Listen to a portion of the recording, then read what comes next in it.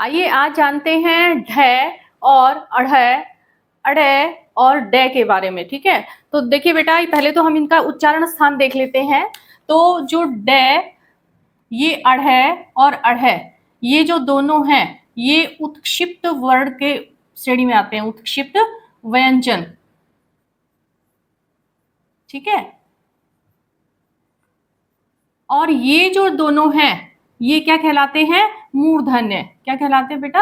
मूर्धन्य कहलाते हैं। तो ये तो हो गया इनका उच्चारण स्थान। ठीक है, अब हम जान लेते हैं कि इनका प्रयोग हम कैसे करें।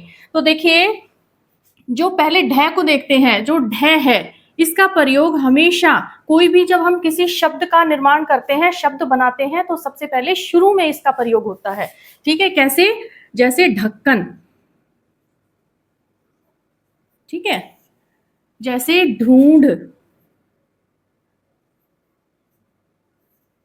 ठीक है, जैसे कोई शब्द आ गया ढोलक। ठीक है, इस प्रकार से। इसी तरह से आता है फिर उसका अढ़ का। अढ़ में जब हम उच्चारण करते हैं तो र की आवाज आती है, हल्की सी र की आवाज आती है, तो इसको कैसे बोलेंगे? अढ़ा। ये क्या है? ढ।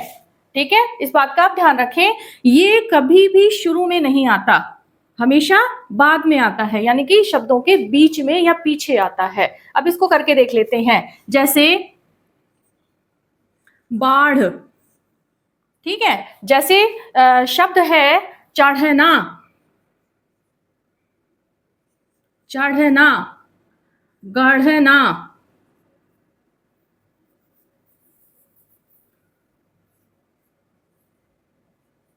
इस प्रकार से। ठीक है, ऐसे होगा। अगला क्या है? जैसे इसमें आ गया ये पढ़ना, कर दो इसको पढ़ना।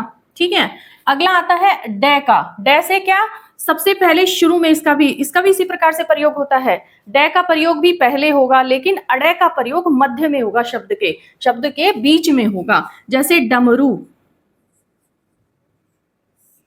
ठीक है, डगमग या डगमगाना।